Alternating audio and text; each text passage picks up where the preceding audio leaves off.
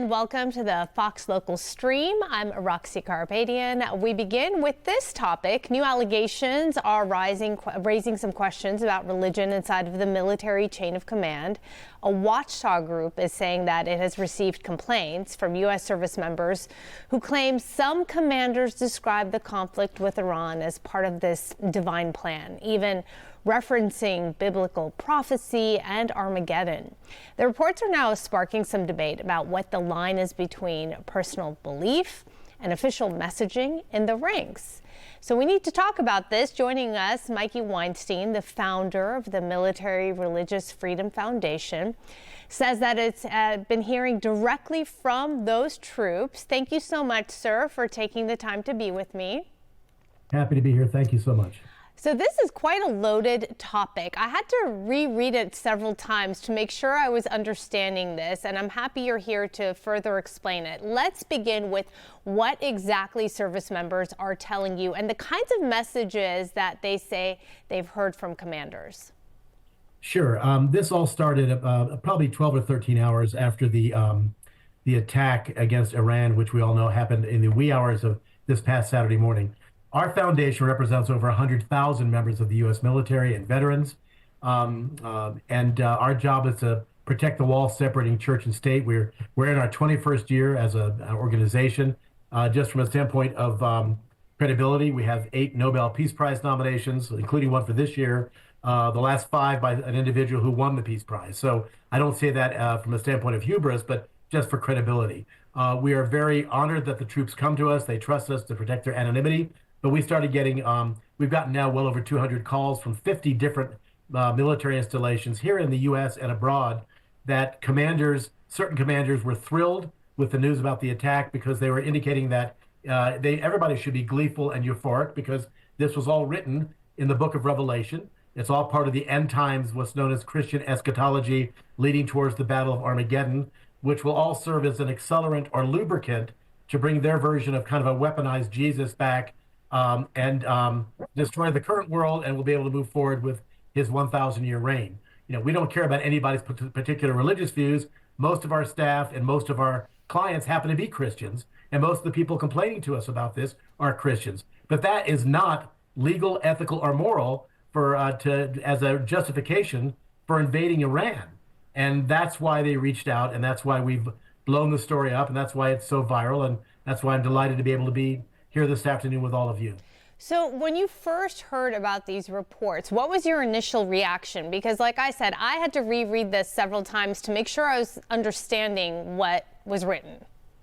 We didn't have to reread anything because this is what we do here. This has happened before when the Israeli Defense Forces moved into Gaza to attack the Palestinians after Israel was attacked on October 7th.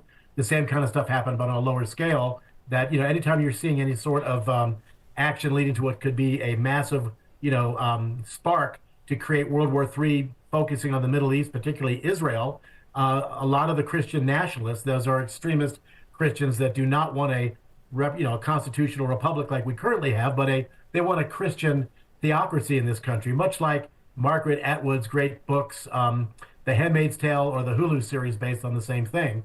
So that's what we fight against here, and we've been doing it for a very long time. So we were not surprised, and our best job here is to, chronicle, expose, intervene, and attack. It's very, very hard. The service members are scared, but they know that we will protect their anonymity. And this was happening. It didn't appear to be anything coordinated out of the Pentagon. Not that we'd be surprised, because the Secretary of Offense, as we call Pete Hegseth, is a raging Christian nationalist who completely, obliterates the constitutionally mandated wall separating church and state once a month at least, when he conducts a Jesus praise service during the duty day in uniform, in the Pentagon's largest auditorium, and has it streamed on Channel 2 all over the Pentagon. What kind of template does that indicate as an example for subordinate commanders all throughout the United States military?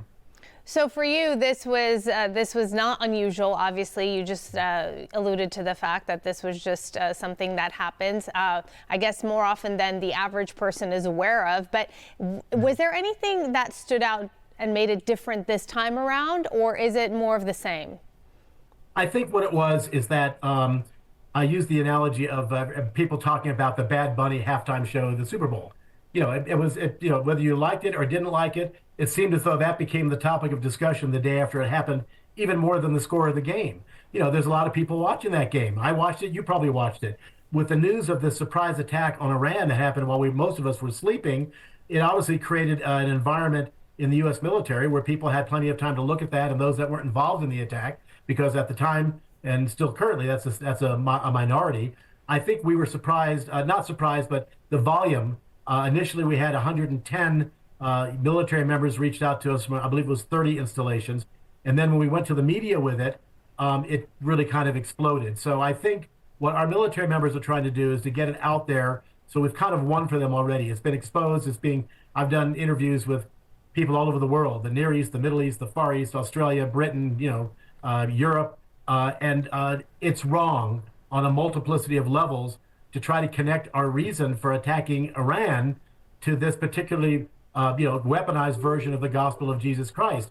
The White House keeps giving us different reasons why we attacked Iran. First, it was because they have nukes, but we were supposed to have destroyed those nukes last summer. Next, it was regime change, and after that, it was we want to punish the Iranians because they were heavily involved in the engineering and deployment of improvised explosive devices against our troops back when we were fighting in Iraq and Afghanistan. So then this latest thing came out, at least out in the rank and file, and we had also had commanders that were inviting, which means ordering to subordinates to come to their Sunday, the next day Bible studies to talk about what this might be indicating pursuant to the Book of Revelation. We should have. That's why we are founding framers in this country, carved and brilliantly so a Grand Canyon between church and state right there in our Constitution. And they also created, that's the First Amendment of the Bill of Rights. They also created a no religious test provision that most Americans aren't even aware of, and that's in Clause 3, Article 6. And what we believe Secretary Hegseth has been doing with his on-duty, duty hours in uniform, televised Christian Jesus praise services is essentially creating a completely illicit and horrific religious test, that unless you are the right type of Christian, you're not wanted in the Department of Defense. But joining this at the hip for some sort of justification for attacking Iran, even though it didn't come from the Pentagon, but it was out in the various bases here in America and abroad, that's completely wrong. So talk a little bit about what your organization is going to do to put a stop to this. So what are some steps that you're taking? Well, in many regards, it's too much to ask for our clients to come forward and file an IG, Inspector General, or Equal Employment Opportunity complaint because they have to out themselves. And if you out yourself in the military now, you turn yourself into what we call a tarantula on a wedding cake. We've all been to weddings, and tarantulas on wedding cakes, if that happens, they're not going to, neither the cake nor the tarantula will be there very long. But we wanted to get out there and express the outrage. We don't expect that the Hegseth, MAGA, and Trump Pentagon will do anything about this, but we don't necessarily, we want to make sure that the court of public opinion, both domestically and internationally, sees the outrage of this and how wrong it is. So to that extent, we've been very, very successful. I don't think we're going to have any lawsuits here because our military members would have to come forward, and before they do that, they would have to exhaust their administrative remedies, which means they would be forced to file an Inspector General or Equal Employment Opportunity complaint. But by talking to you all here at Fox and the multitude of other press opportunities that we have now, we are again going to the court of national and international opinion because there's nobody we can trust to do anything in this Trump-controlled, Hegseth-controlled United States Department of Defense, not war, which he renamed it, and Pentagon. I remind you that tattooed on the right bicep of Secretary Hegseth is the phrase Deus Vult, Deus Vult, which is Latin for God wills it, which is a phrase right out of the Crusaders. Should we be looking like the ninth version of the prior eighth Crusades to the Islamic world or anybody else when we are currently in a war doing this? It's not only counterintuitive, whenever we see a particularly extremist version of any religious faith, and in this case it's extremist Christianity, married with that part of the state that makes war, when we look back in human history, we do not end up with little babbling brooks, streams, creeks, ponds, or lakes. No, we end up with oceans and oceans of blood. It's wrong, it's illegal, it's unethical, it's immoral, it has to stop. So that's why we're going out and doing that. And to our clients and their families who are very scared right now, it took courage to come forward. We are very pleased to see where things are. You mentioned the number of people who have complained. Can you reveal a little bit more about the types of documentation or the firsthand accounts that they've shared with you to support all of the claims? Right. Again, most of our stuff is the vast majority is done telephonically, so that we don't leave any breadcrumbs in the forest the way Hansel and Gretel did. Right. The clients were in mission briefings. The clients were in the start of By the way, can you guys hear me? One, two, three.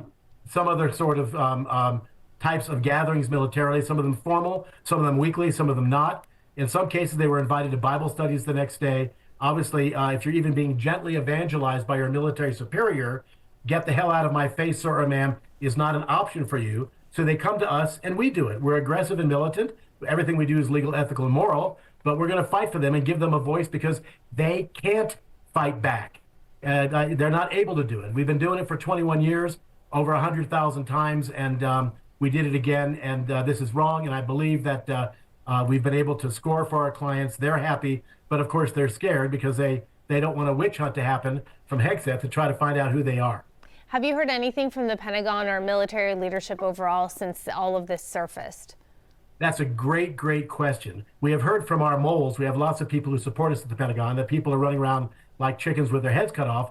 But to the media, the only thing they're saying is they refuse to confirm or deny it. And we're not saying there was any order that came down. We don't know. This may actually be a series of disparate aspects from people that got the clear message from Hegseth and his monthly Christian nationalist Jesus praise services at the Pentagon that, hey, this is the template, the cookie cutter that we're supposed to do. But the Pentagon keeps telling media folks, just go back and look at Secretary Hegseth's briefing with the chairman of the Joint Chiefs of Staff, four-star General Rajan Kane, Monday morning, and that doesn't respond to any of this. It's completely ridiculous. I was supposed to do a shot on CNN nationally this morning, but they called me yesterday and said, Mikey, can we do it tomorrow? Because the Pentagon was supposed to get back to us today, meaning yesterday, with an answer, and we want to give them a chance, and I still haven't heard that there is an answer. So they're not confirming or denying. We would expect them to probably say fake news, but that isn't the point. The point is it's real, and it's wrong, and I think if the fish stinks at the head, as Shakespeare had said in his plays, or that one particular play, it starts with Hegseth stopping these monthly on-duty, in uniform, massively televised Jesus praise services in the largest auditorium of the Pentagon, because the message that sends is that this is okay. We don't have a church-state separation in this country, and the approved solution in our military is to be a straight white fundamentalist Christian nationalist male. That's wrong. Well, you just referred to this several times, the importance of having a separation of church and state. But if you want the public to really understand the gravity of the circumstance, what do you want military leaders and the public to understand why these complaints matter and why you have gotten involved at this point? As I said before, when that's a great question, by the way. When our constitutional founding framers created America, they looked closely at European history, where most of the bloodbaths that occurred had occurred when men of the cloth had been men in political power. They then looked at Cromwell in England, and they also didn't have to leave our shores. They looked at the Salem witch trials, and they knew that that was wrong. Telling a member of the military that they lacked honor, integrity, intelligence, courage, and respect because of their chosen religious faith or lack thereof, why there's no difference between that and telling someone they're stupid because of the color of their skin or because they were born female. It's important. That's why we have our Constitution. Military members do not swear an oath to preserve, protect, and defend Trump or MAGA or Hegseth. It's our U.S. Constitution, which is a beautiful document, but it only works if it is enforced and people are well aware of it. And so whenever we try to mix up this, it's a terrible thing. Do I have time to give you one anecdote that might be very powerful? Please. When we first started our foundation over 20 years ago, we probably only had a few hundred clients, and we were in the media not that often. Now we're in all the time. I got a call from Tokyo, Japan. I was stunned. The Kyoto News Service, and they're like the Associated Press for that part of the world, asked if they could send one of their reporters from Tokyo out to my house. I happen to live in Albuquerque, although our foundation is all over, and we're chartered out of Washington, D.C. And I was confused, but I said, well, that's fine. The next week, this reporter came out, and we sat down in my office, and I said, thank you for coming this great distance. Why are you here? Please listen carefully to my English words and listen to this. He said, Mr. Weinstein, we are here because our Imperial Japanese Army invaded Manchuria in China in 1936. We dropped bombs on Pearl Harbor on Sunday, December 7th, 1941. We did that because our military had become inextricably intertwined and infused with radical extremist Shintoism, their religious faith. Now we're looking at what you're fighting here in America with extremist Christianity, and that scares us. That was 20 years ago. But I never forget about it. I think about it every single day. And so I think the average American needs to understand that in this country, if you try if you look for a type of extremist religious faith of any type, particularly in this case, Christian nationalism, it's horrible if you find it in elementary schools, middle schools, high schools, colleges, with the cops, the firefighters, the sewage workers, legislatures, but it's never more dangerous. Indeed, it's a national and international security threat if you find it in the technologically most lethal organization ever created by humankind, which is our United States military, with all of its nuclear weapons, drones, laser-guided weapons, and conventional weapons. In this country, our constitutional document makes it clear that we do not mix church and state. There is a time, place, and manner to follow any religious faith, including Christianity. And that's perfectly fine. Our largest and oldest endorsing organization is the California Council of Churches Impact Organization. And that's 5,500 individual Protestant churches in and around California, just under 2 million Protestants, and I think 21 Protestant denominations. It doesn't focus on any belief. It focuses on the time, place, and manner in which you feel you can express your belief. Probably everybody watching this right now has a driver's license. Does that mean they can drive whenever they want to? No. You may not drive if you're stoned, drunk, too tired, or you're on medication. If you want to proselytize your particular religious faith, there is a time, place, and manner to do that. But not with what Secretary Hegseth is doing monthly at the Pentagon and creating the environment for what happened here among all these different commanders at all these different bases abroad and here in the U.S., terrorizing their subordinates by trying to create a justification for this war and gleefully doing so because the end of the world is almost here. And let's make sure we attach this to our particular tortured, interpretation of the book of Revelation. That's what it's about. Mikey Weinstein, thank you so much, founder of the Military Religious Freedom Foundation. Do appreciate you taking the time to chat with us. I do appreciate the story, by the way, that you shared with us as well, because that puts things into a great deal of perspective. Thank you. Very much appreciate the opportunity. Take care. You as well.